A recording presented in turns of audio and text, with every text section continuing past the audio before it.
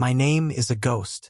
It was taken from me, burned from the records along with my history, my family, and the man I once was on the day I swore my final oath to God and to silence. For 50 years, my superiors called me Custos Tacitorum, the keeper of the unspoken. I am speaking to you now from a place they will never find, a small, cold room lined not with the hallowed stones of the Vatican, but with the forbidden books they ordered me to forget. The act of speaking these words feels like a betrayal so profound. It is a second, deeper death. I am breaking a vow kept for centuries, a vow sealed not just in faith, but in blood. But the weight of the truth I carry is a far greater sin than any broken promise. I have grown old in the service of a monumental lie, and my soul can no longer bear its crushing silence. For half a century, my sacred, damnable duty was to stand guard over a secret the Church has kept since its inception. A secret so foundational, so dangerous to the very architecture of faith they have built, that they fear it more than Lucifer himself. This is not hyperbole. I have seen true fear in the eyes of cardinals, men who would face down demons without flinching. But this is different. It is a secret that has a name whispered only in the most hidden, soundproofed corridors of the Apostolic Palace, a name they have classified, buried, and tried to erase from the memory of God himself. They call it an angel, but it is not of heaven. It is the angel they fear more than any demon. My story, my confession, begins not with faith, but with its first, terrifying fracture. The seed of doubt was planted on a cold winter morning in 1972. I was young then, barely 30, a junior archivist whose piety was so pure it was a form of blindness. My hands were steady, my heart was clean, and my mind was a fortress of doctrine. I was assigned to a team of senior clerics tasked with a rare and solemn duty: to unseal a subchamber in the Archivum Secretum that had been walled over during the turmoil of the Great Schism, nearly 1,000 years ago. The official reason was structural assessment, but we all knew that was a lie. We were there for what was inside. I can still recall the sound of the final brick being loosened, the groan of ancient mortar giving way. The air that rushed out to meet us was not the simple, musty breath of a tomb. It was stale, yes, but it carried a scent I had never known and will never forget. Not dust, but something sharp, metallic, and faintly electric, like the charged stillness in the air after a lightning strike. Inside, the chamber was small, barely a cell. Shelves lined the walls, holding scrolls that turned to black dust the moment we touched them, their knowledge lost to the ages. But in the center of the room sat a small, unassuming box of polished black basalt. It was completely unadorned, its surface smooth and cold to the touch. My superior, Monsignor Valeriani, a man whose face seemed carved from the granite of the Alps and whose faith was just as unyielding, opened it himself. We all leaned in, our lanterns casting dancing, nervous shadows on the walls. Inside, nestled on a bed of faded, almost disintegrated silk, was a key, but it was unlike any key I had ever seen. It was made of a material I now know to be obsidian, yet it was impossibly black, seeming to drink the light from our lanterns, creating a small void of perfect darkness in the center of the room. It felt cold, unnaturally so, a cold that leached the warmth from the air around it. As Valeriani lifted it with trembling fingers, I saw it was not merely a key. It was an artifact of exquisite, alien craftsmanship. It was intricately carved with symbols that were not Latin, nor Greek, nor Hebrew. They were Egyptian hieroglyphs. Before I could get a closer look, before my mind could even process the sacrilegious implications, he snatched it away. He turned on me, his eyes burning with a cold, primal fire I had never seen in any man, let alone a man of God. It was sheer, undiluted terror. "Some doors, my son," he whispered, his voice a dry, rasping thing, barely audible, "lead away from God. Your duty is not to open them, but to ensure they remain forever closed." He snapped the box shut, the sound echoing in the profound silence of the chamber. That box, and the impossible key within it, vanished into the deeper, more classified sections of the archives. I never saw it again, but the image of it was seared into my memory, a permanent brand on my soul. That key became the emblem of my life's hidden torment. I would learn, over the next 5 decades of silent service, that the Monsignor was wrong. The key wasn't meant for a door of wood or iron. It was meant to unlock a memory of who we were before we were told who we must be. A memory the Church has spent 2 millennia rewriting, burying, and crucifying. Tonight I will turn that key for you. I will open the door. And I pray God has mercy on my soul for what will come flooding through. My punishment for seeing the key was not excommunication or a vow of penance in some desolate monastery. It was far more insidious. It was a promotion. I was transferred from the bustling, scholarly world of the main archives to a place that, according to every official Vatican schematic, does not exist. It had no formal name, no entry in the catalogs, but those of us condemned to work within its walls called it the Archivum Silentiae, the Archive of Silence. It was located 3 levels beneath the main library, accessible only through a reinforced service elevator that required 2 separate, dissimilar keys and a vocal password spoken in the Aramaic dialect of the 1st century. The silence in that place was not an absence of sound. It was a physical presence. It pressed on your eardrums, deadened the scuff of your shoes on the stone floor, and felt heavy in your lungs. The air, kept at a constant, chilling temperature, hummed with a low, almost subsonic vibration from strange atmospheric regulators designed to preserve the impossibly ancient papyri stored there. I understood my new role the moment the heavy doors sealed behind me. I was no longer a historian. I was a jailer. My prisoners were not men but ideas. The shelves stretching into the oppressive darkness were not filled with the predictable writings of Luther or Galileo. Those were for the public archives, a carefully curated theatrical display of conquered heresies. Down here was the real darkness, the knowledge that came before. Here, I saw with my own eyes scrolls from the great library of Alexandria, smuggled out by loyal priests before the final fires, their edges still showing the faint marks of soot.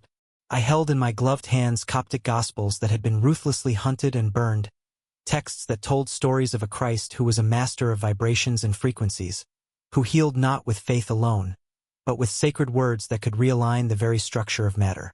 We had star charts from the Temple of Hathor at Dendera so precise they not only mapped the heavens but showed the precession of the equinoxes, charting the sky as it would appear thousands of years in the future.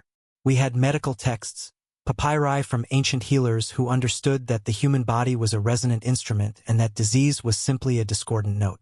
They practiced a sublime science of resonance, using focused sound and colored light to heal in ways our modern medicine is only just beginning to dream of. Here, in this cold, humming tomb of knowledge, I finally saw the full, terrifying scope of the suppression. It was not just a few inconvenient stories.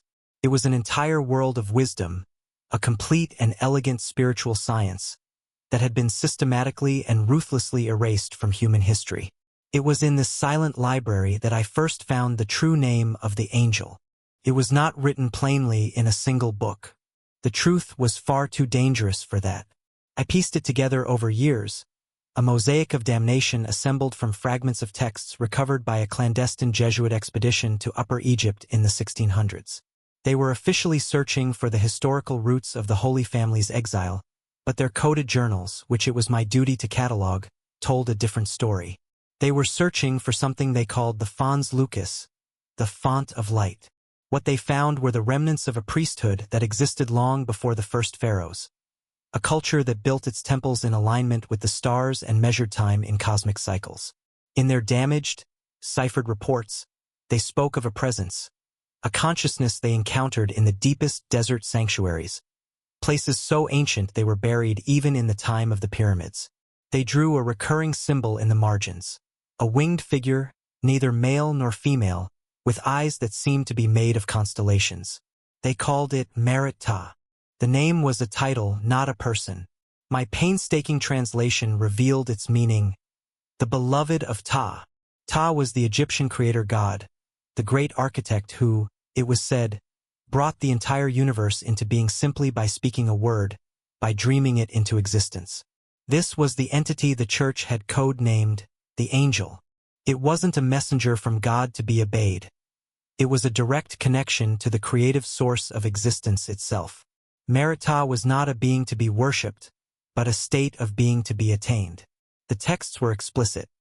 They described a blueprint for human potential, a precise methodology for awakening the divine spark that lies dormant within every human soul. It taught that any individual, through rigorous training of the mind, mastery of the body's energies, and purification of the spirit, could merge their consciousness with this creative force.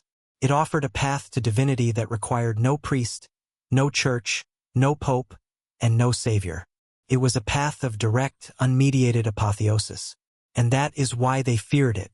That is why they buried it beneath a mountain of silence and dogma. Because a man who can become a god cannot be ruled. For 20 years, I toiled in the humming silence of that archive, believing I had uncovered the deepest layers of the conspiracy. I was a fool. The true secret, the one that underpins all the others, was not hidden in the ancient scrolls, but in the tortured confessions of the very men who had first hidden them. In a heavy, oak desk that had once belonged to a 17th-century keeper, a brilliant, haunted Jesuit named Father de Leon, I found a hidden compartment. Inside was his personal codex, a small journal bound in cracked leather, its pages filled with a dense, elegant cipher that took me 3 years of sleepless nights to break. This was not a catalogue of artifacts. It was a catalogue of sins. It was the secret history of the Church's greatest war. Not a war against armies or heretics, but against a single, sacred book. De Leon's journal detailed his life's work, a mission he chillingly referred to as the purification of early Christian history. He wrote of his clandestine journeys to the oldest monasteries in Syria and Ethiopia, where he was tasked with acquiring and archiving, a chilling euphemism for burying forever, any gospels that contained what he called the serpent's taint. He was referring to a specific, now-vanished text, a book so feared that even its true name was forbidden. Among its secret followers, it was known as the Gospel of the Serpent. My hands trembled as I deciphered his elegant, self-loathing script.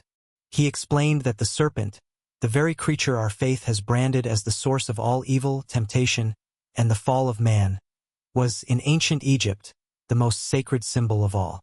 It was the emblem of the uraeus, the cobra on the pharaoh's crown, representing divine authority. It was the symbol of wisdom, healing, and rebirth, the shedding of one's skin to emerge anew. The Ouroboros, the serpent devouring its own tail, was not a symbol of destruction, but of eternal, self-sustaining creation. This lost gospel, he wrote with a mix of horror and awe, did not speak of a fall from grace in a garden. It spoke of an ascent. According to de Leon, the serpent in this gospel was not an external tempter but an internal teacher. It was a serpent of light, what some Eastern traditions might call the Kundalini, a luminous, powerful energy said to be coiled at the base of the human spine. The gospel was a practical instruction manual for awakening this dormant energy, guiding it upward through the body's energy centers until it illuminated the mind, transforming human consciousness into the divine. It was the explicit, step-by-step methodology for achieving the state of Merita. It was the user's manual for becoming a god. De Leon's journal drew horrifying parallels that felt like blasphemy to even think. The resurrection, he wrote, was not a singular miracle performed by one man, but the ultimate goal of the serpent's science, a repeatable process of spiritual alchemy where the awakened soul learned to command the physical form, overcoming even death itself. The Word of God was not a collection of scriptures to be read, but the vibratory power of creation, the Heka of the Egyptians, a force that an initiated person could learn to speak, shaping reality with the power of their own voice. Reading his words felt like the foundation of my world turning to sand.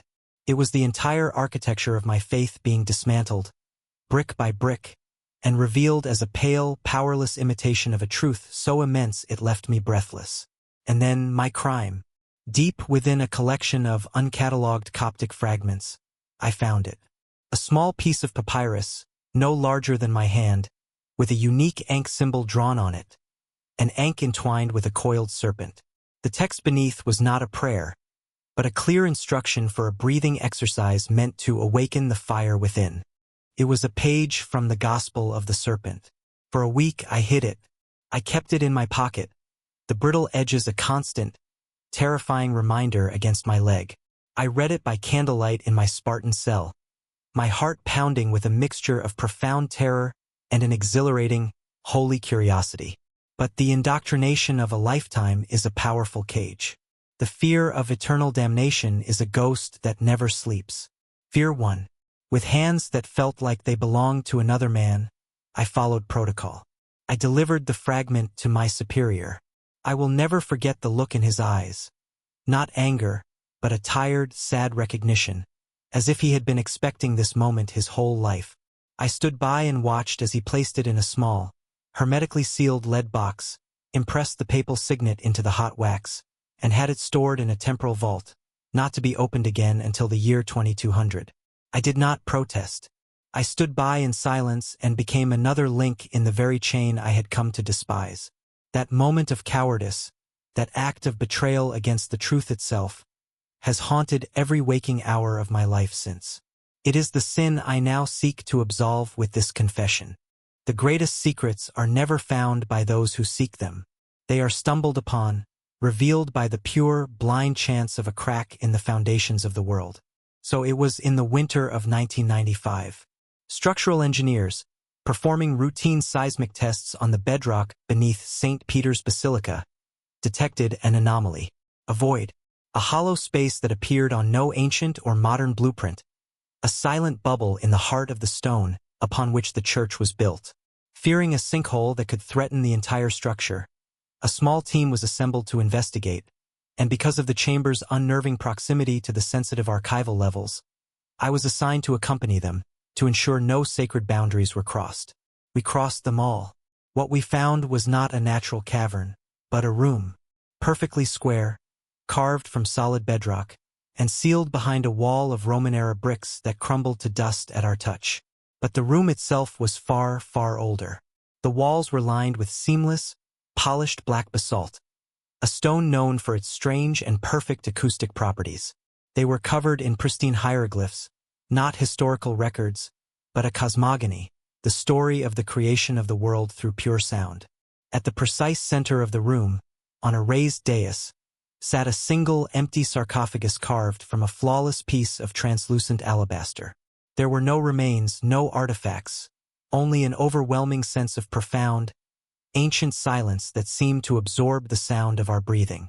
One of the engineers, a secular man with a physicist's curiosity and no love for the church, noted the impossible acoustics. He was the one who performed the experiment. He stood at the chamber's center and hummed a single, low note. Instead of dissipating, the sound seemed to swell, to be caught and amplified by the room itself, the very air vibrating as it sustained the note for almost a full minute before slowly, gracefully fading back into silence. My heart stopped. I knew instantly, with a certainty that chilled me to the bone, what we had found. This was a chamber of resonance, a healing and initiation chamber of the kind I had only read about in the most forbidden medical papyri.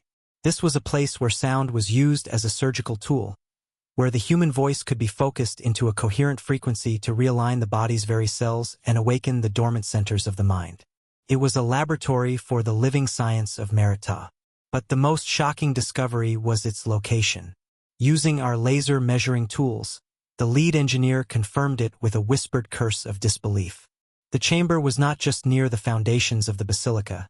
It was directly beneath the papal altar, centered with a geometric perfection that defied coincidence, right under the magnificent bronze baldacchino where the Pope himself celebrates Massachusetts. The realization struck me with the force of a physical blow. The Vatican had not simply built over a pagan site. They had deliberately, knowingly harnessed it. They had placed the very heart of their power directly on top of a far older and more potent source, either to co-opt its immense energy or to suppress it, like a man pinning a wild beast to the ground with a holy spear. The great Egyptian obelisk in the square outside, I now understood, was not a trophy. It was a tuning fork, a silent, granite antenna in a vast and forgotten machine of spiritual technology. Days later, I committed the greatest sin of my life. I used my clearance to return to the chamber alone. I had to know. My hands shaking, my breath catching in my throat, I stood before the empty, glowing sarcophagus. I took a deep breath, and I whispered a single word of power I had memorized from a text on Heka, a word for light. The effect was instantaneous and absolute. It was not a sound I heard, but a feeling. A deep, resonant vibration coursed through my entire body, starting in the marrow of my bones and spreading outward like a wave of warmth. The air grew thick, and for a fleeting, eternal second, the darkness behind my closed eyes erupted into a brilliant, golden light that was not seen, but felt. It was a feeling of absolute connection, of my own consciousness expanding to touch the edges of the universe, a feeling of coming home to a place I never knew I had left. In that moment, I felt the angel, not as a being, not as a separate entity watching from above, but as the very fabric of existence itself.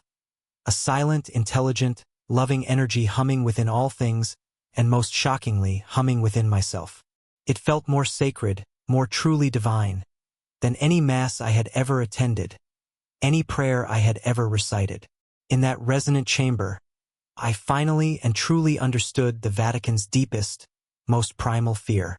It is not the fear of a rival god from some dusty, forgotten pantheon. It is the fear that all of us will one day discover that we do not need one. With the discovery of the chamber, the war was over. My half-century search for the truth had ended, and in finding it, I had utterly and irrevocably lost. The foundation of my faith, the bedrock of my entire existence, had been a lie so profound, so audacious, that it had reshaped the world. The revelation came to me not in a flash of lightning from heaven, but as a slow, creeping, ice-cold dawn in the depths of that resonant silence. The disparate threads of my 50 years of research, the angel Merita, the gospel of the serpent, the chamber of resonance, were not separate secrets.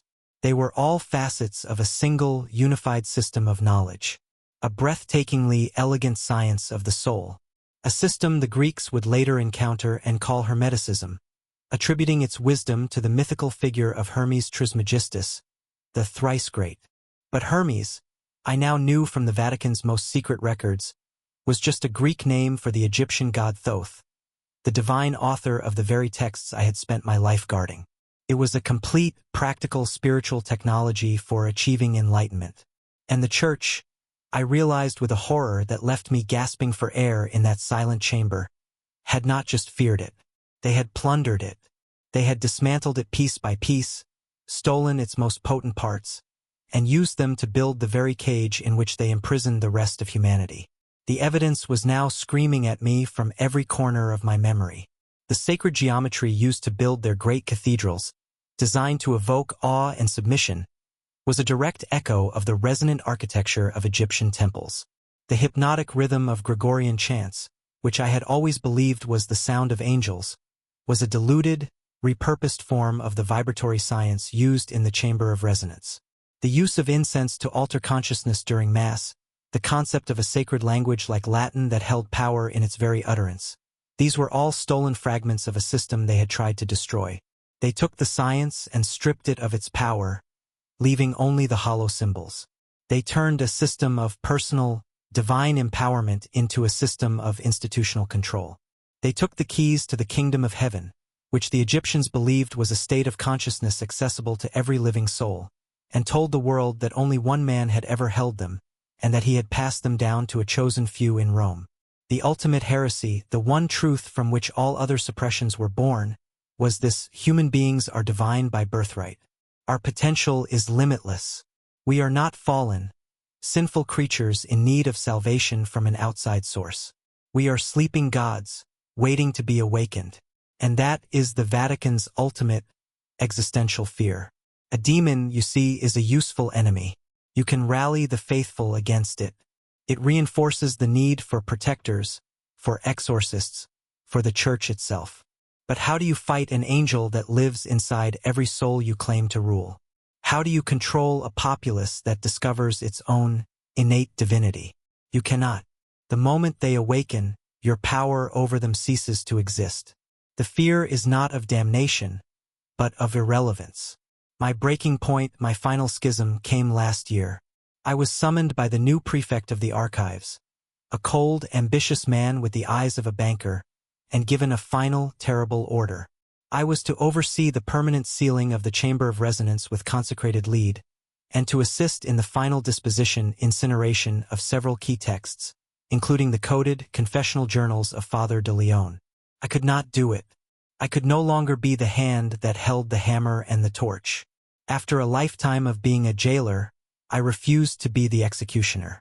That night, using my intimate knowledge of the archive's labyrinthine passages, a network of service tunnels and forgotten catacombs dating back centuries, I walked away. I took nothing with me. No money, no identification, only the threadbare clothes on my back and one single page I had copied by hand years ago from de Leon's Codex, the page that described the Serpent of Light.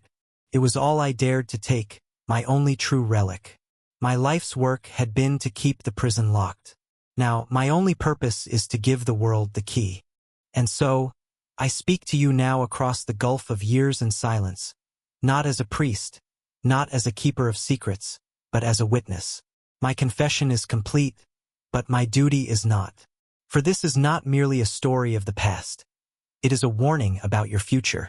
I see what is happening in your world, on your glowing screens, in the quiet corners of your digital lives. I see the young ones, disillusioned with hollow institutions and hungry for something real. I see them rediscovering the old ways not as a dead religion, but as a living philosophy. They speak of Kemet, the ancient name for Egypt.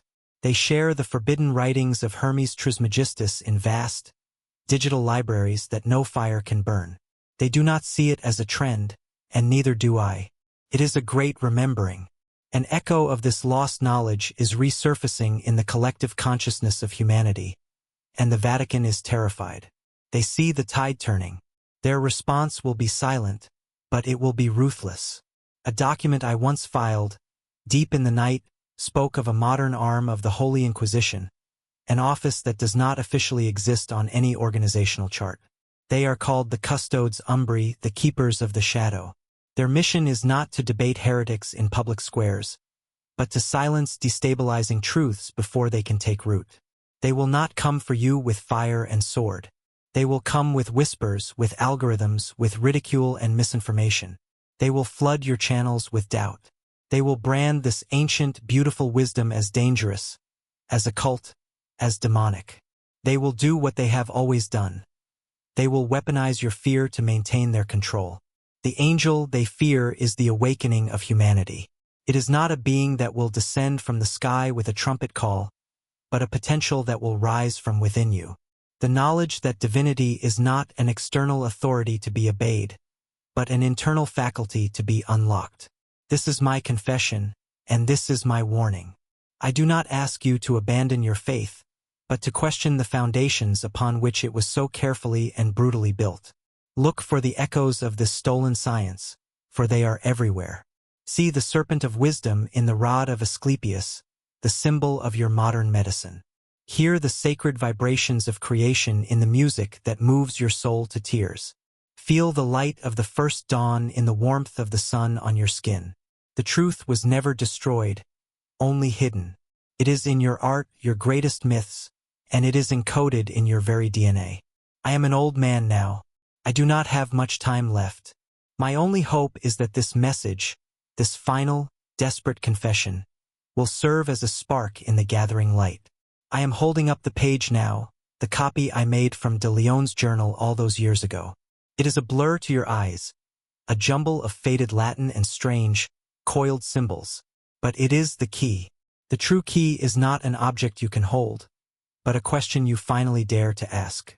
The question that has been silenced for 2,000 years. The question is, who are you, really, beneath all the layers of what you have been told you must be? He blows out the single candle on his desk. The screen goes completely black. His voice, now a faint, resonant whisper, delivers the final words, filled with a profound and peaceful certainty. They feared the angel because it was you. They feared the light because it was yours. Do not let them extinguish it again. Ego sum lux. I am the light,